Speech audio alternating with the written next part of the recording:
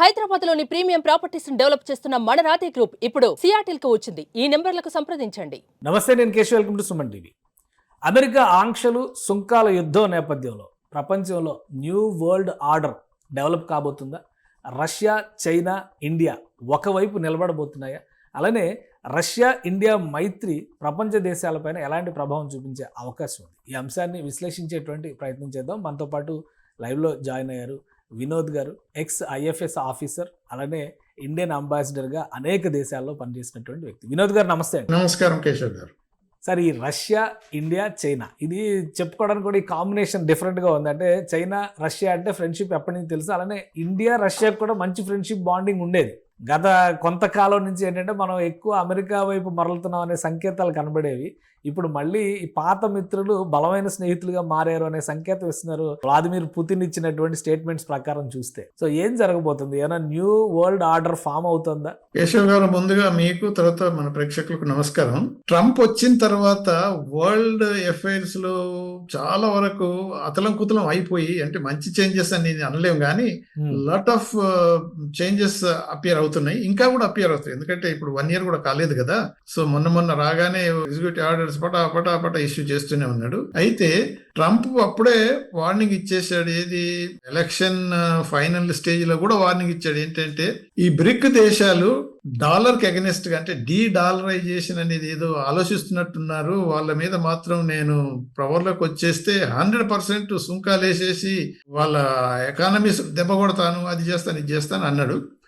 So అప్పుడు మన external affairs minister కూడా అన్నది, మేము డీడాలరైజేషన్ గురించి ఆలోచించట్లేదు, బ్రిక్ ఏదైతే ఉన్నదో దాంట్లో ఉన్న మెంబర్స్ అందరికి బయలేటరల్ ట్రేడ్ లో కూడా అగ్రిమెంట్స్ ఏమైనా చేసుకుంటే చేసుకోవచ్చు తప్ప డాలర్ కి అగెనిస్ట్ గా పోవటం అనేది జరగట్లేదని అప్పుడు అనౌన్స్ చేశారు. అది బ్యాక్. తర్వాత మొన్న రీసెంట్ గా కూడా షాంఘై కోఆపరేషన్ ఆర్గనైజేషన్ లో మన ప్రైమ్ మినిస్టర్ పార్టిసిపేట్ చేసి పుటిన్ తోటి, తర్వాత జీ తోటి ఉన్న సంభాషణలు, తర్వాత వాళ్ళ కెమిస్ట్రీ, ఆ ఫోటోలు చూసేసరికి ట్రంప్ కొద్దిగా భయం కలిగినట్టే అనిపించింది. తర్వాత ట్రంప్ అడ్వైజర్స్ కూడా అంతమంది అన్నారంటే, మేము 25-30 సంవత్సరాల నుంచి ఇండో అమెరికన్ రిలేషన్స్ చాలా కష్టంగా మంచి స్టేజ్ కి డెవలప్ తీసుకొచ్చేస్తే నువ్వు అనవసరంగా ఇండియాను టార్గెట్ చేసి 50% అని, ఆ పర్సెంట్ అని నువ్వు తారీఫ్లు వేసేసి ఇండియాను రష్యా, చైనా ఫోల్డ్ లోకి నువ్వు తోసేస్తున్నావు.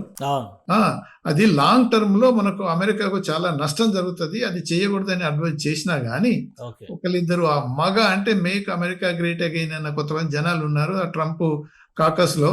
వాళ్ళు మాత్రం హెవీగా పుష్ చేసి ఇండియా, నవారో వాడు ఉన్నాడు కదా, అంటే advisor, India running Russian war.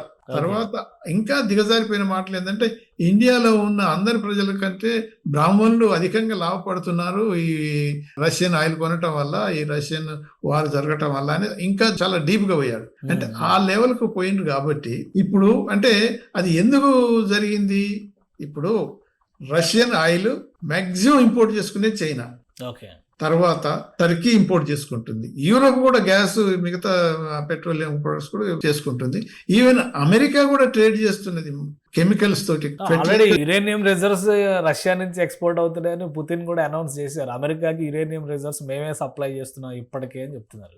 అవును, అదే కదా. అమెరికాకి లేని ఆంక్షలు ఇండియా పైన ఎందుకు ఇంత కక్షపూరితంగా నిర్ణయాలు తీసుకోవాల్సిన పరిస్థితి వచ్చింది? అంటే ఇప్పుడు ఒకటి ఇక అందుకని మనం కొద్దిగా డీప్ గా పోయినట్టయితే, ఇది only trade Russian oil import చేసుకున్న ఇండియా చేసుకోవటం వల్లనే ఇంత అమెరికన్ ప్రెసిడెంట్ ఇటువంటి సీరియస్ టారిఫ్స్ ఇంపోజ్ చేసిండు అనేటానికి వీల్లేదు. మెయిన్ పాయింట్, ఆపరేషన్ సింధూర్ లో మనకు ఏదైతే పాకిస్తాన్ మీద మనం 4-5 days ఏదైతే సివియర్ యాక్షన్ తీసుకున్నామో, అది వార్ ఎస్కలేట్ అవుతుంటే నేనే అణ్వాయుధ దేశాలని ఆపేశాను. అదే వాళ్ళతోటి, దేశ ప్రధానులతోటి, ఈవెన్ మిలిటరీ చీఫ్లతోటి మాట్లాడి, నేను కెటాస్ట్రోఫిక్, అంటే న్యూక్లియర్ వార్ జరగబోతున్నది కాబట్టి నేను ఆపేశాను, ఆ క్రెడిట్ నాకే దక్కాలి, నాకు నోబెల్ ప్రైజ్ ఇవ్వాలి, అనౌన్స్ చెయ్యాలి. ఇండియా అనౌన్స్ చేయట్లేదు. సో మనది స్టాండ్ అంతే క్లియరే కదా. ఇప్పుడు అంటే ఆ రోజు జరిగిన సీజ్ ఫైర్ ఎఫెక్ట్ చూస్తే 12 గంటల నుంచి మొదలు పెట్టారు వాళ్ళు, ఏది పాకిస్తానీస్, మన డీజీఎంఓతో మాట్లాడి మనం సీజ్ ఫైర్ చేసుకుందాం అంటే మనం అన్ని డిస్కషన్లు చేసిన తర్వాత ఈవినింగ్ 5 గంటల తర్వాత ఓకే వీ అగ్రీ అన్నాం. అంటే ఇప్పుడు మన స్టాండ్ ఏంటి, third party intervention bilateral relations లో ఇండియా పాకిస్తాన్ దాంట్లో డిస్ప్యూట్లలో మేము ఎప్పుడు యాక్సెప్ట్ చేయమని 1948 నుంచి మొదలుపెట్టి ఇప్పటిదాకా అదే స్టాండ్. కానీ ట్రంప్ అలా కాదు కదా, నాకు నోబెల్ ప్రైజ్ కావాలి. నోబెల్ ప్రైజ్ ఎలా వస్తుంది అని అంటే, నేను ప్రపంచ యుద్ధాలన్నిటినీ నేను ఆపేశాను, అన్నిట్లో బిగ్ వార్కు సంబంధించింది న్యూక్లియర్ వార్కు సంబంధించిన విషయం ఏంటంటే ఇండియా పాకిస్తాన్ ఏదైతే వార్ జరిగిందో లిమిటెడ్ వార్, దాన్ని నేనే ఆపాను. అయితే ముల్లా మునీర్ అంటాం మనం, మునీర్ పోయిండు హాయిగా వైట్ హౌస్ లో లంచ్లు చేస్తూ ట్రంప్ తో మాట్లాడి నువ్వే చేశావు, నువ్వే ఆపేశావు, మేము నోబెల్ ప్రైజ్ ట్రంప్ కి ఇవ్వాలని మేమే ప్రపోజ్ చేస్తున్నామని అనౌన్స్ చేసి వచ్చాడు. అయితే 2-3 సార్లు ట్రంప్ మన ప్రైమ్ మినిస్టర్ తోని మాట్లాడి వాషింగ్టన్ పిలుచుకొని మునీర్ ఉన్న టైంలోనే, ఎందుకంటే మునీర్ అక్కడ ఉన్నప్పుడే మన G7 కెనడాలో మీటింగ్లు జరుగుతుంటే మన ప్రైమ్ మినిస్టర్ అక్కడ వెళ్ళినప్పుడు ట్రంప్ అడ్వాన్స్ గా వెళ్ళిపోయింది అసలు. సరే, ఆపరేషన్ సింధూర్ తర్వాత ఆపరేషన్ సింధూర్ కథ ముగిసిపోయింది కాబట్టి రష్యా ఉక్రెయిన్ మధ్య జరుగుతున్నటువంటి యుద్ధం విషయంలో అమెరికా పాత్ర ఏంటి? పుతిన్ పదే చెప్తున్నాడు ఉక్రెయిన్ కి అమెరికా సపోర్ట్ చేస్తుంది కాబట్టి ఈ ఉద్రిక్తతలు ఇంకా కొనసాగుతున్నాయి అంటున్నారు. మరోవైపు ఇప్పుడు భారత్ పెట్రోల్ దిగుమతులు చేసుకున్నంత మాత్రాన అక్కడ యుద్ధానికి ఫ్యూయల్ వేసినట్టు కాదు కాబట్టి ఇప్పుడు అమెరికా రష్యా సంబంధాల పైన భారత మైత్రి ఎలాంటి ప్రభావం చూపించవచ్చు? అంటే ఇప్పుడు పుటిన్ ఏదైతే ఇప్పుడు అఫ్ కోర్స్ మన భారత ప్రైమ్ మినిస్టర్ తోటి తర్వాత మన జీ జిన్పింగ్ తోటి ఆ రోజు ఏదైతే SCO షంఘై కోఆపరేషన్ ఆర్గనైజేషన్ మీటింగ్ లో వాళ్ళ జరిగిన మధ్యన సంభాషణలు, వాళ్ళ కెమిస్ట్రీ ఎలా ఉందో దాన్ని చూసి మాత్రం ఆ పుటిన్ తోటి క్లోజ్నెస్ పెరగటం అనేది ఇండియాకు, తర్వాత చైనా తోటి కూడా ఇండియాకు క్లోజ్నెస్ పెరగటం అనేది తనకు ఏంటంటే ఒక విధమైన ఏమంటారు జెలసీ ఏర్పడిపోయింది. అంటే నేను ఎలా చెప్తా అలా ఏంటిది, మోదీ నా క్లోజ్ ఫ్రెండ్, నేను ఏదంటే అదే ఎన్నోసార్లు అనౌన్స్ చేసుకున్నాడు కదా, ఏదో వింటాడు, నాకు ఇది చేసేస్తాడు, నాకు నోబెల్ ప్రైజ్. ఇప్పుడు రష్యా ఒక్కటే కాదు, ఇటు చైనా కూడా భారత్ మైత్రి ఆల్రెడీ వీసాలు ఇస్తామంటున్నారు, వైద్య విద్యార్థులకు ఆహ్వానం అంటున్నారు. చైనా కూడా ఓపెన్ డోర్స్ అనేటువంటి పాలసీ దిశగా భారత విషయంలో వెళ్తున్నట్టు కనిపిస్తుంది. కాబట్టి ఇప్పుడు చైనా, భారత్, రష్యా ఈ ముగ్గురు బలపడితే, వీళ్ళ మైత్రి బంధం బలపడితే అమెరికా పైన, అమెరికా ఆధిపత్యం పైన ప్రభావం చూపించే అవకాశం ఉంటుందా? కేశవ్ గారు, చాలా వరకు ఉంటుంది. ఇప్పుడు ఆలోచించినట్టయితే ఈ 3 కంట్రీస్, ఎందుకంటే రష్యా, ఇండియా, చైనా కనుక కలిసినట్టయితే అమెరికా ఇన్ఫ్లుయెన్స్ ఆల్రెడీ పడిపోతుంది, ఇంకా పడిపోతుంది. ఓకే, ఇప్పుడు ఒకసారి మనం అంటే అన్బయాస్డ్ గా డీప్ గా కనుక డిగ్ చేసి కనుక చూసినట్టయితే, నిన్నగాక మొన్న ఒక వీడియో నేను చూశాను, సైంటిస్ట్ మన చైనా నుంచి ఈ ఓపెన్లీ డిక్లేర్డ్ యూసి అమెరికా మాతో పాటు ఢీకొనటానికి సాధ్యం కాదు. మొన్న జరిగిన ఏదైతే మిలిటరీ పరేడ్ లో మేము ఏదైతే ట్రక్ ఉన్నదో 61 మిసైల్స్ అని పెట్టాము. 60 మిసైల్స్ ఏమో అదర్ న్యూక్లియర్ వెపన్స్ ఉన్నాయి, 61 మాత్రం అది హైడ్రోజన్ బాంబు. హైడ్రోజన్ బాంబు అనేది వరల్డ్ మొత్తంలో ఏ దేశానికి లేదు, చైనాకు మాత్రమే ఉన్నది. అమెరికా గనక సాహసించి చైనా మీద ఏదైనా దాడి చేయాలనుకుంటే అమెరికా 5 నిమిషాల్లో మొత్తం మాయమైపోతుంది భూమి నుంచి అన్నాడు. Is open secret now. అంటే మిలిటరీ వైజ్.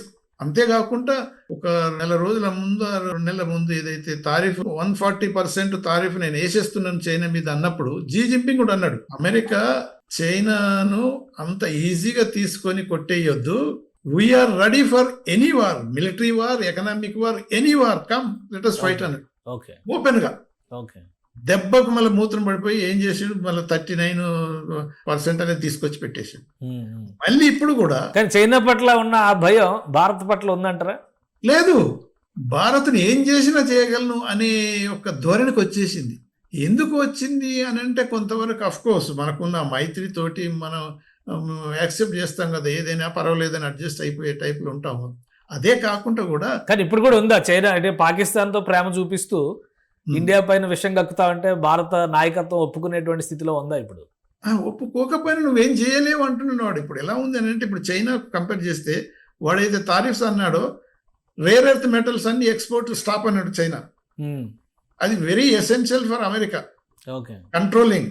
తర్వాత ఒకసారి మనం ఆలోచించినట్టయితే ఈ అమెరికన్ ఈవెన్ మిలిటరీ ఇంత పెద్ద మైటీ మిలిటరీ అంటున్నారు కదా, ఆ American soldiers had to boot మొత్తం everything is made in China. Okay.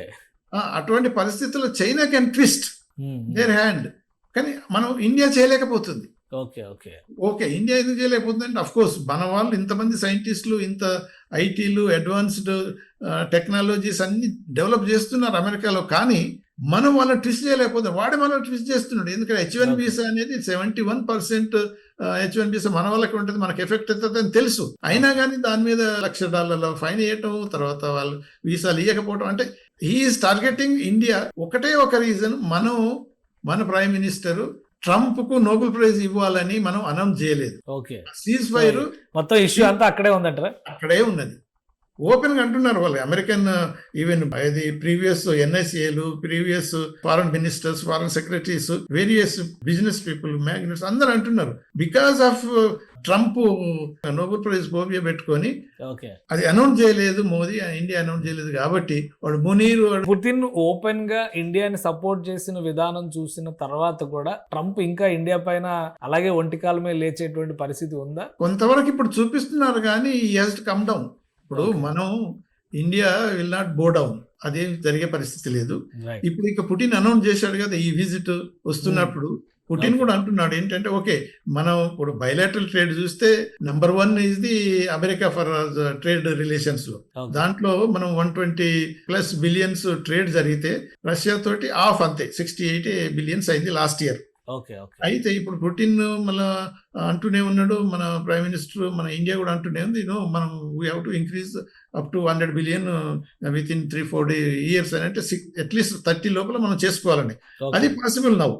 ఎందుకు అని అంటే పుటిన్ కూడా అంటున్నాడు, ఓకే ఈ శాంక్షన్స్ పెట్టడం వల్ల మనం ఆల్టర్నేటివ్ రూపీ ట్రేడా, రూబుల్ ట్రేడా, లేకపోతే అదర్ పద్ధతిలో వాళ్ళకి ఏంటంటే, ఇప్పుడు నేను అక్కడ పనిచేశాను కాబట్టి, అజర్బైజాన్లో పనిచేశాను, ఉజ్బెకిస్తాన్ పనిచేశాను, రష్యా అంతా ఉన్నది కాబట్టి మనం కొన్ని ఎక్స్పోర్ట్ చేయగలుగుతున్నాం. ఇది ఫార్మాసిటికల్స్ అయితే ఉంది, తర్వాత టెక్స్టైల్స్ అయితే ఉంది, మినిమం ఫుడ్ ఐటమ్స్, ఎలక్ట్రానిక్స్ చేస్తున్నాం. కానీ మేజర్ ఐటమ్స్ మనం అంతకుముందే డిఫెన్స్ ఎక్విప్మెంట్ తీసుకుంటున్నాం, ఇప్పుడు ఆయిల్ తీసుకుంటున్నాం. సో అవన్నీ మేజర్ ఉన్నాయి కాబట్టి వాటికి బ్యాలెన్స్ చేయడానికి పుటిన్ ఆల్రెడీ చెప్పేస్తుంటే వాళ్ళ బిజినెస్ పీపుల్, ఇండియా నుంచి మీరు ఇంపోర్ట్ చేసుకోండి, ఎవ్రీథింగ్, టుబాకో చేసుకోండి, ఫుడ్ గ్రెయిన్ తీసుకోండి, ఎలక్ట్రికల్ ఐటమ్స్ చేసుకోండి, ఎవ్రీథింగ్ కొంతవరకు తప్పకుండా పెరిగిపోతుంది. సో దానివల్ల స్ట్రెంగ్త్ అయినప్పుడు అమెరికా ఫీల్ అవుతుంది. మనం ఎలాగ ఇప్పుడు 50% తప్పని పరిస్థితి ఉంటుంది, తప్పదు. ఇప్పుడు పుటిన్ ఏదైతే క్లారిటీ ఉన్నదో, మేము సోవియట్ యూనియన్ నుంచి ఎప్పటి నుంచో ఉన్నది, టైం టెస్టెడ్ మన ఫ్రెండ్షిప్. ఫర్ ఎగ్జాంపుల్ 1971 లో బంగ్లాదేశ్ వాళ్ళు వాడు 7th ఫ్లీట్ ను పంపించి మనల్ని బెదిరించాలనుకున్నాడు. బట్ అప్పుడు రష్యా నుంచి వాళ్ళ ఫ్లీట్లు వచ్చి ఆల్రెడీ ఢాకా దగ్గర, అంటే కలకత్తా, మన బే ఆఫ్ బెంగాల్ వాళ్ళు రెడీగా ఉండటం వల్ల 7th ఫ్లీట్ కూడా ఏం చేయలేకపోయింది. అంటే ఇప్పుడు అవసరం వచ్చినప్పుడు ఫ్రెండ్షిప్ అనేది, అవసరం వచ్చినప్పుడు కనుక నువ్వు నిలగడితేనే అదే ఫ్రెండ్షిప్. రష్యా టైం టెస్టెడ్, మనకి ఇప్పటిదాకా అలా నిలిచింది. ఈ అమెరికా మాత్రం వాళ్ళ సెల్ఫ్ ఇంట్రెస్ట్. ఇప్పుడు ఏంటి, పర్టికులర్ గా నేషనల్ ఇంట్రెస్ట్ కూడా కాదు ఇప్పుడు అమెరికా, ఓన్లీ ట్రంప్ ఇంట్రెస్ట్. ఎందుకు అని అంటే, ట్రంప్ కొడుకు, ట్రంప్ అల్లుడు వాళ్ళంతా పాకిస్తాన్ లో బిజినెస్ చేస్తున్నారు. కరెక్ట్. సో ఈవెన్ క్రిప్టో కరెన్సీలో కూడా వాళ్ళు ఓకే మీకు సపోర్ట్ చేస్తారంట, ఆ స్టేజ్కి దిగిపోయిన వాళ్ళు. తర్వాత ఇప్పుడు మినరల్ ఎక్స్ప్లాయిటేషన్, ఏదో బోల్డంత ఆయిల్ ఉంది మీరంతా తీసుకోండి, ఈ మునీర్ వాళ్ళంతా ఇచ్చేస్తున్నారు. ఆ స్టేజ్కి పడిపోలేము. Business men dollar to dollar అంటున్నారు, కానీ నేషనల్ రిలేషన్స్ లో ఇండియా, US ఎంతవరకు ఒక లెవెల్కి వచ్చిందో అది మాత్రం ట్రంప్ మర్చిపోతున్నాడు. పర్సనల్, నోబెల్ ప్రైజ్, బిజినెస్ రెండు. సో అది ఉన్నంత కాలం ఐ సాటిస్ఫై చేయలేము. But he has to come down. It's a matter of time.